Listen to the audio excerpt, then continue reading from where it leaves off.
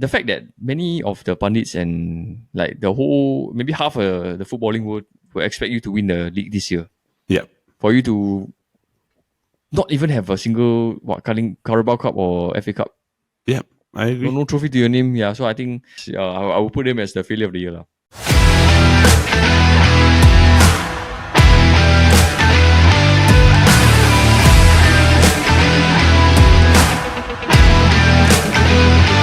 Hello everybody, welcome to another episode of the Football Kaki. I am your host Zelda and I'm joined by my fellow Kaki bro, Paul. How are you doing, bro? I'm doing well, bro. I'm doing okay, not too bad. Restful Sunday for me. Well, we are recording, but for me, I've been sick since Tuesday.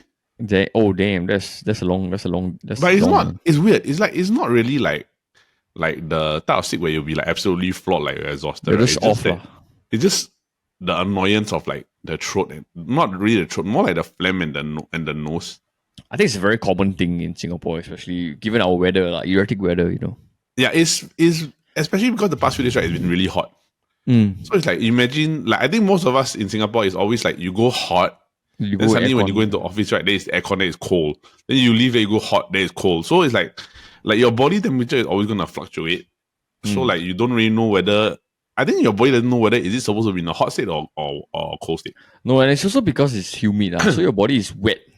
Yeah. So when you are outside, you are wet and you're sweating, right? Then you go into an aircon place. So it's actually not very good for your body because the drastic change in temperature will cause your immune to take a hit, No, that's weird because it's generally we always the true myth that I always say is to prevent some disease, always drink a lot of water. Yeah. Make sure that you're hydrated. Don't eat anything too drastic or spicy. But I find that sometimes it's more than that though. It's rest. It's everything, bro. It's rest. It's also based on your central nervous system, whether you are overworked, over fatigued, or maybe overstimulated by stress. Yeah. A lot of factors, bro. Really can be. Doesn't really have to be like a flu bug going around. It can just be. It could just be your body shutting down because your central nervous system take a hit. Ultimately, what I can advocate for, I think is very important, is you have enough rest. Yep. It's not about how hard you work. It's about how fast you recover. Whether you give your body enough time to rest and all that lah. So so all this plays a factor when it comes to whether you fall sick or not. Yeah, that's true. But sometimes also it's even when you're sick, right, it's always good to get decent medication outside of the thing, because at the end of the day, rest is also is important, but it's more than physical. It's mental rest, but it's so hard to get in Singapore. Yeah, it's very difficult, bro. So and you, even if you have 2 days of weekends, you're still doing your own outside things, right? Yeah, you feel or for you, it's you work on a Saturday morning to afternoon ish, so that you have very little time for rest. So I think it's about how you manage. Ultimately, I feel every individual is different, and you just gotta see it. That's true. And it doesn't help that sometimes when you rest, right, and you're a Man U fan, you get more stressed or you get more annoyed, which is why we are a football podcast. So today, right, I think we're just gonna do our end of year summary for basically predominantly EPL, but we will have one category that is the worldwide football surprise that is outside of the EPL. So today, what we're gonna do is that me and Paul have come up with a list of things or categories where we will have something that will basically just sum up the entire. So it's 6 categories in total that will basically sum up the entire, which is surprise of the year, failure of the year, the best team, the worst team, the player of the year, and then of course the last one will be the worldwide football surprise, which can be anything inside the world of football. There is no what's going on this week because I think generally, I think the only thing that's just going on is the UEFA Nations League. So it's actually Spain versus Portugal. Yep. France final, and then Ronaldo versus Lamine Yamal. Ronaldo versus Lamine Yamal. Yes. But I just want to see, the funniest thing that I saw this week, right, was when France met up, right, then everybody was they were all saying let's congratulate the Dembele and PSG for winning the league, right? Then Marcus Thuram is from Inter. He's sitting across the room. Then he just just dip and straight face, just he played for Inter Milan, man. That's right. Correct. Then it's just dip and straight face, and then you see Mbappe just laughing because he's it's they're congratulating one, right, but they're just demeaning the other side. Yeah. It was last week, right, or the week before the Champions League final. Last week only, bro. Last Saturday. Oh, last Saturday night, right? Yeah, correct. Yeah, last Saturday. It felt like a long time ago. I don't know why. I think because the season is over, then you Yep. like, yeah, it just feels like anything in the past is a long time ago, you know. Yeah, and you're just looking at transfers, right? Which like maybe some simple transfer around that, right? I think United's gonna bid 60 million for Embuemo. Yeah. I think 50. I think it's 55 plus 5. 45 plus 10, I think, if I'm not wrong. I'm not very sure. that- Yeah. But I one think of it's the- quite insane for a player that's 1 year left, and, you know. Yeah. and then like Arsenal's gonna go in for Sesko. Yep. How much was it? 30 million? Not sure, bro. I think 60 cannot be 30, bro. 30, everyone will go for him now. The fact number, I'm not very sure. But yeah, Right. I only know that they're going for him. Then Gyökeres is estimated about 60 million. Yeah, it depends depending on who is interested to get in, you know. Yeah. Is either Liverpool or United. So Yep. either one. So, bro, with that, shall we get into it in today? Let's do it, man. Let's go. Okay, so as mentioned earlier, we have our end of the season roundup. We have 6 different categories. So let's begin with the first category. So, Paul, bro, after much discussion, right? Will you please reveal who was the surprise of the year this year, or surprise of the season? Surprise of the season. Yeah. I know you and I we had like because we made a list before we came on the show, right? Correct, and then we put Nottingham Forest as the surprise of the year, given how they ended off their season last year. Actually, yeah. So I think if they had finished higher up, I would definitely put the surprise of the year even. If they had made it to like maybe Europa League, you know. Yep, I agree. Yeah, they didn't make it. I think if I'm not wrong. They made in 7th place, Euro Conference League, right? Yeah, they were Conference League 7, right? But the thing is, right, like, I have this question, right? Because since we are now both on this one, because I think that definitely we split this decision, right? Remember? Remember? So let's just reveal the other surprise. For me, the surprise is Crystal Palace, man. Correct. So I also had the same, because I honestly didn't think that Crystal Palace was going to beat Man City in that final. Like absolutely none, right? And I didn't foresee that Nottingham Forest was going to be in 7th position. I think both of us, like, we went through our predictions, we had them both relegated, right? But in surprise of the year, right, could there be another surprise in the sense where like Nottingham Forest maybe could get into Europa? Because of the fact that Crystal Palace Europa is under question now. They have to play the qualification game, is it? No. It's because the owner of Crystal Palace, right, has a stake in Lyon. And Lyon's in the Europa League. So it's like the same situation as Jim Ratcliffe that time. Yeah. You cannot have an owner who has 2 clubs inside the same competition in Europe. Yeah, but I think they qualified based on merit. So I think they will have to find they will probably let them.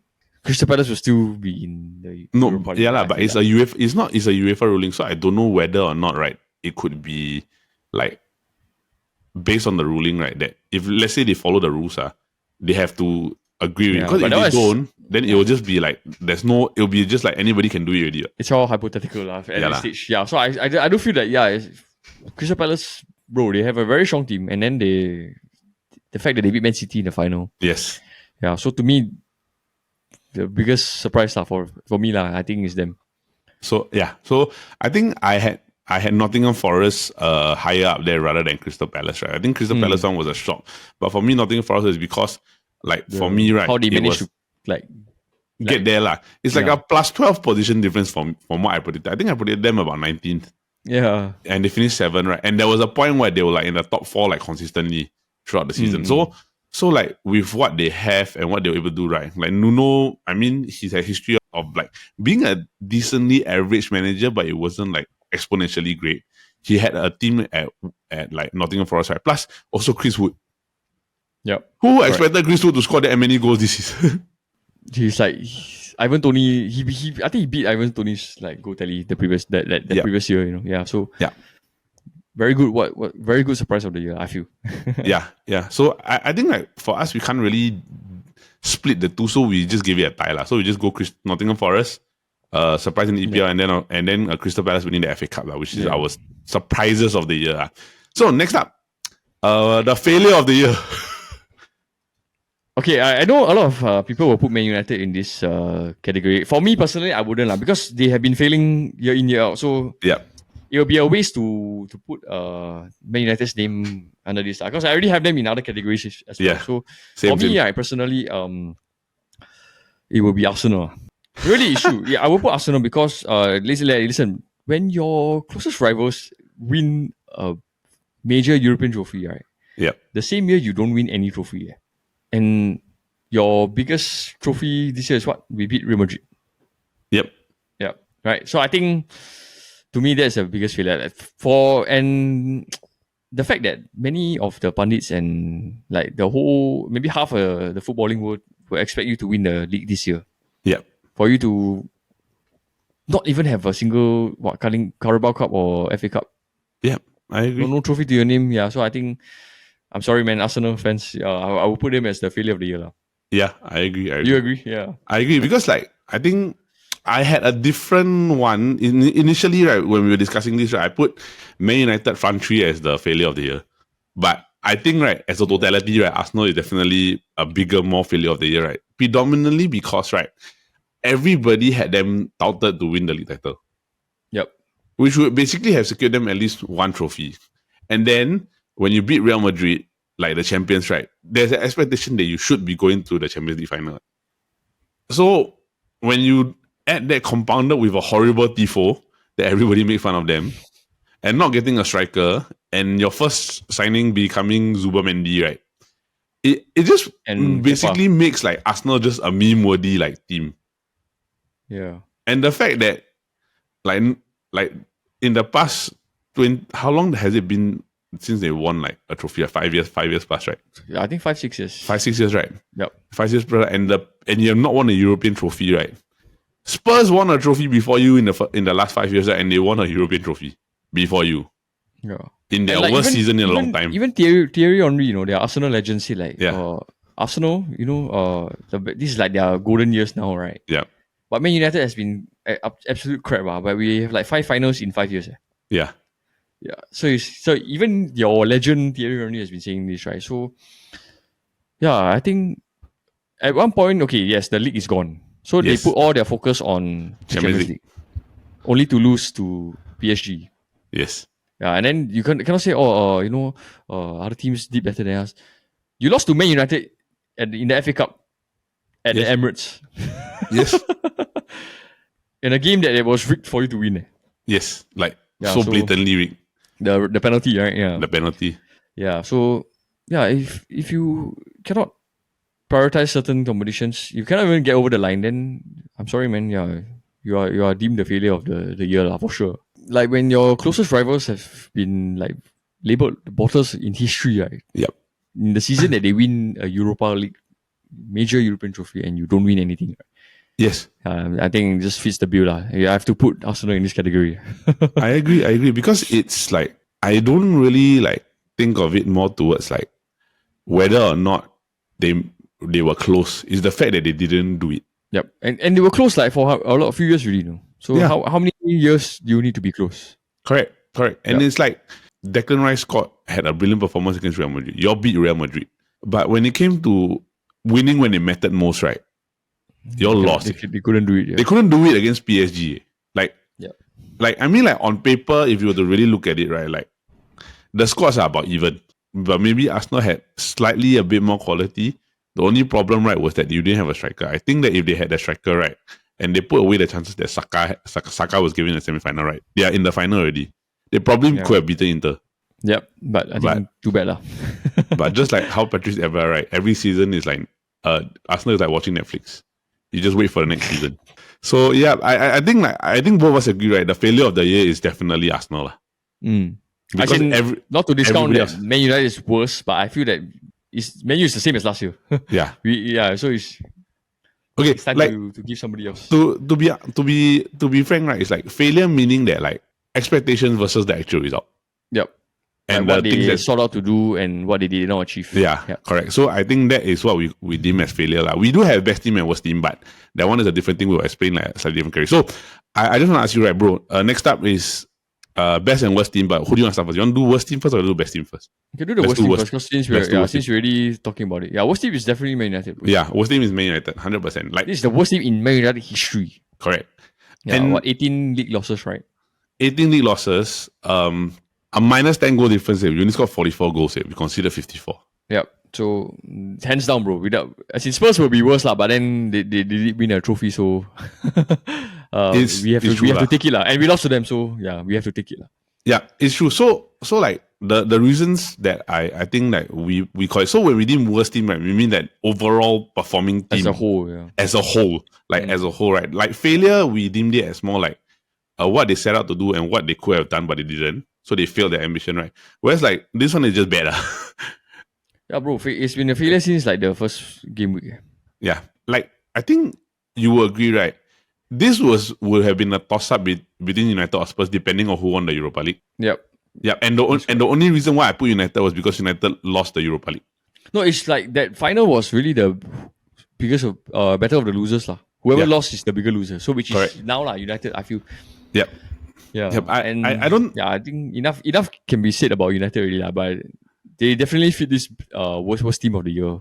Yep. For 24-25. Yep. I don't disagree also, because I do feel that like at the end of the day, you are considered the worst team, right? Literally because if it wasn't for the fact that the 3 relegated teams were so poor, you probably would have been relegated. You'll be fighting with them. Yeah, we would have been 18. We would have been like probably 18th place. Yep. Or 19th place, right? If you weren't this poor. So, it's if you were to look at it as a whole, right? This team needs to overhaul. You can check out like our previous Man United episode, What's Next for United, right? And on our past episode for us to go a bit more in depth. Like we won't go too in depth with Man United because we already said everything. Yep. We're only happy that as for United fans, right, we have reinforcements coming lah. So Cunha's been signed. I'm not happy, bro. I learned not to get excited about anything. Yeah. I'm happier that there are things that are getting done. I did the calculation lah. Like just talk in just this sense, right? Like if we had just by getting Cunha and like Mbeumo, right, it's a plus 30 goal difference. Yeah, but that's for their respective team, not for our team. I know, but the thing is that if you were to look at it like just in numbers, right, like just pure numbers, right, 30 goals difference is a lot, bro. Like I don't expect them to be scoring 30 goals at the start lah. But so no, yeah. But I mean, like when United, which United team scores less than 50 goals, bro? I'm just saying, bro. I'm not gonna get ahead of myself. Yeah, I mean, you and me, we've always operated differently. So we'll just do that. Like, let's just talk about it when we see preseason, lah. Because Canacho's also leaving as of latest news. So, United's the worst team, best team. Oh, bro, Liverpool, man. Agreed. Best team by far. Ever since October last year. Yeah, I agree. Easily, yeah. They never looked like they were gonna lose the league any point in this entire season. Yes. The fact that they can keep Van Dijk and Salah is just like even a more plus points. I think Florian Wirtz is coming in. Yeah. And Frimpong is coming. Frimpong came already. Kirkes is coming. Yes. And then possibly either one more striker is coming in. Bro, I tell you right now, if they get Wirtz and Gyökeres, right, is done already. I'm gonna bet them to win the league again next year. Yeah, I agree. I think right, like they are going all out because they want to get number 21. 100%, right? And I would say, right, like as much as Trent was a valuable player for Liverpool, right, having Frimpong is they already replaced him. Already a very good like replacement already, right? And then when you have Wirtz in, it just adds to their midfield. Yep. The creativity. You've already got McAllister, got Szoboszlai, right? Very you add one more in Wirtz, right? That could be a good finisher. And Wirtz can technically also he can play wing also. Like, yep. Indirectly. You finish it off with like Gyökeres, bro. Like you are making a statement. It's like Darwin Núñez, Victor Gyökeres. Huge upgrade. Yeah. And they still have Luis Diaz. Keeping Salah and Van Dijk, bro. Yes, with Luis Diaz. It's like new signings. It's like really, really like new signings. From at one point of the season, they thought they were going to lose all 3, right? Trent, Van Dijk, Salah. End up they keep 2 out of 3 plus I think 3 incoming. Yeah. So it's only a win for them, man. And I think they won Europe also. Oh yeah, maybe they're going to gun for Champions League. I think they're trying to gun for Champions League because having like one striker, right, is just getting them over that final hump already. Yeah. This team is really just good. Apart from they missed on a few transfers, I think Chiesa was a miss, and he's probably going to head back to Italy. So yes, but it's okay because I think clubs do get every club do get some signings wrong lah. So I think Yes. Arsenal they got wrong with like Sterling, you know. Yeah, and it's not even their main concern, you know. KSR, it's like they can do without him, no Yeah. issues.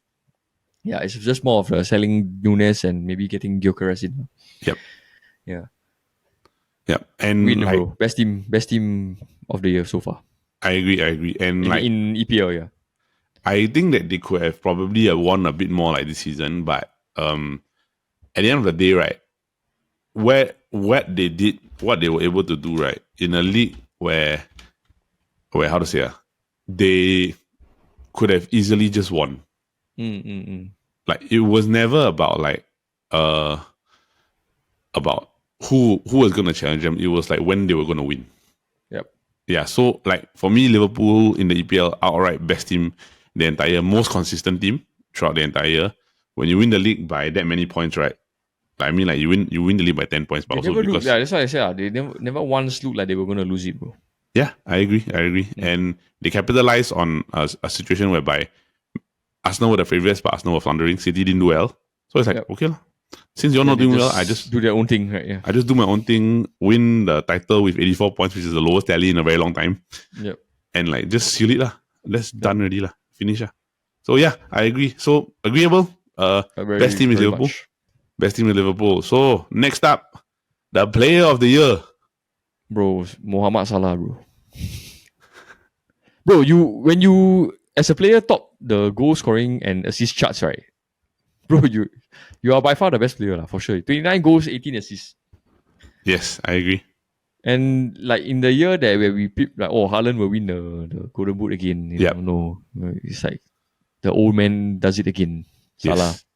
Year in, year out. Every year he's been scoring at least 20 goals. Yep. But the only difference is this year his assists went up even more. So it's like 29 goals, 18 assists. Yep.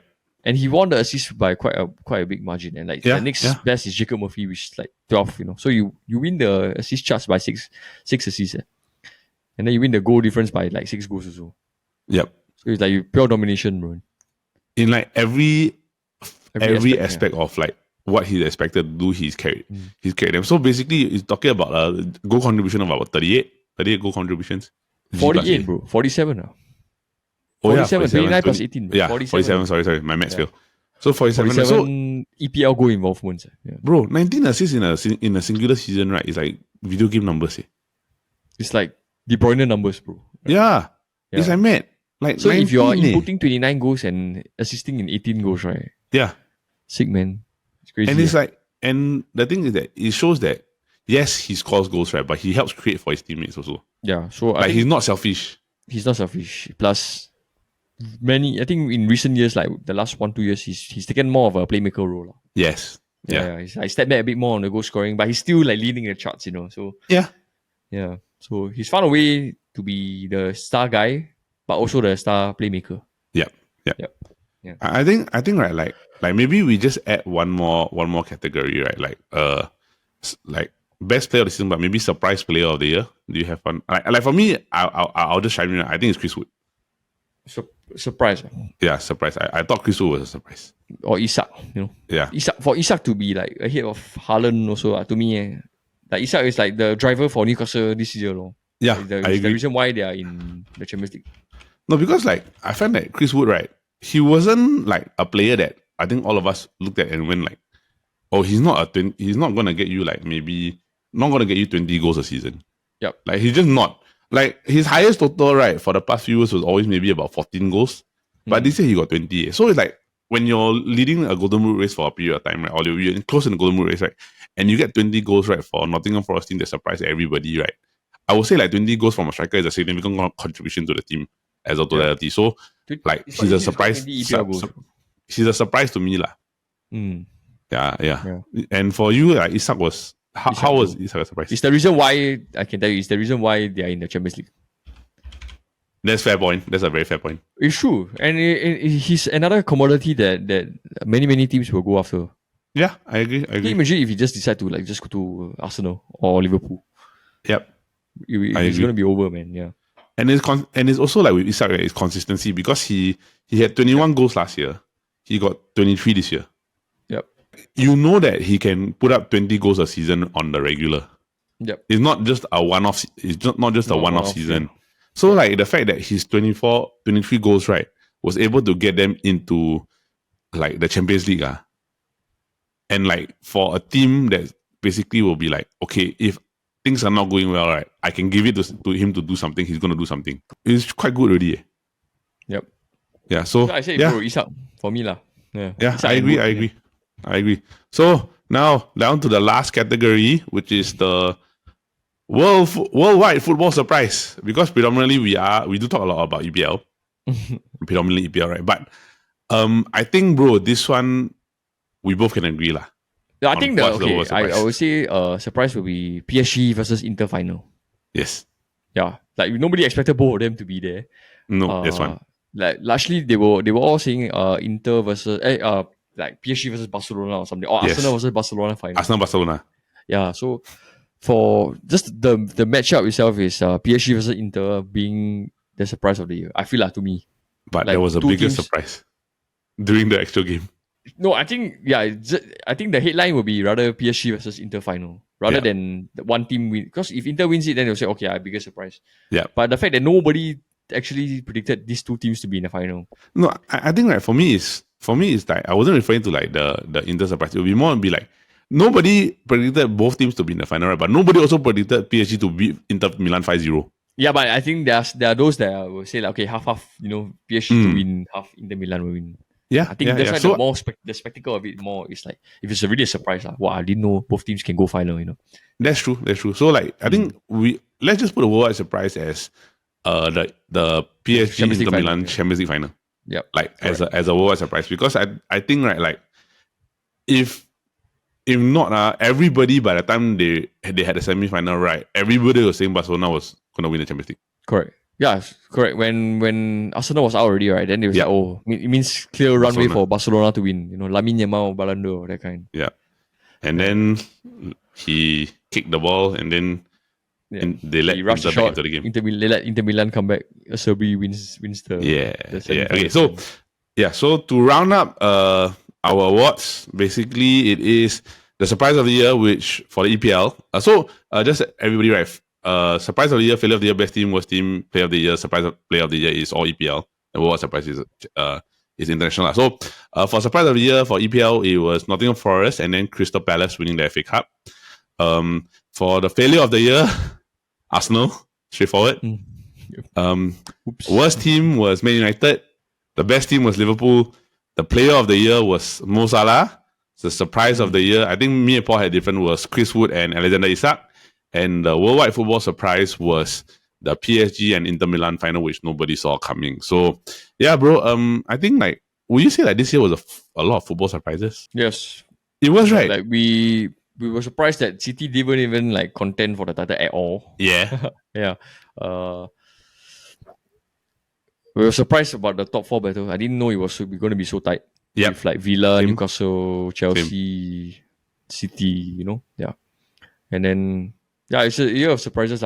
Nobody knew that there was not going to even be a relegation battle. Yep. Right. Yeah. I agree, and it was more to do also with like you watch the top four battle, right? It was like anybody could get into top four at any time. I remember the gap was like always like 1 point, 2 point, 3 point between like third all the way to 7. So when it actually ended up the way that it did, right, it was actually like, okay, that's interesting. Yeah, messed up. Yeah. It wasn't like great, but it was like I can understand where this is going. That's right. Yeah, so bro. Before we close up, you got anything else to add? Other than I think there's not going to be much football action other than there's this new Club World Cup coming up next week, right? Yep. So and then so for everybody, we will know, right? We will be on a break next week for 1 week, and then we will be back in the thick of it once. I did a KSI reference. I'm in the thick of it. Everybody knows. Okay. We will be back in the thick of the Club World Cup the week after lah. So everybody just enjoy the end of the season. look out for the transfer windows. So that is it for this week's episode of the Football Kaki. All right, so that is it for this week's episode of the Football Kaki, brought to you by the Chit Chatter Podcast Network. Now, for those of you who are tuning in, we just want to say thank you, and we hope that you continue to watch our other shows, which are the Copy Bros every Monday, where we come together and talk about fun and trivial topics and have some interviews lined up for you. And if you do like game shows, we do have the SG Draft podcast every Friday, where we come together and draft about different topics and have fun while we do it. There is a voting element, so you, the fans, can go over to our Instagram stories every Friday to vote for your favorite teams. You have the power to decide who wins and who loses. So with that, bro, you got anything else before we head off? I think just a good time for everyone to take a break from football. I think Yes. It's been a long season. Let us mentally recover as fans, not just Yes. our own clubs. I think it's good to have a break lah, Then once come preseason, let everything re-roll it back again. Yep. Agreed. So with that, thank you everybody. Have a good week ahead. Stay healthy, stay safe. See you soon. Bye-bye.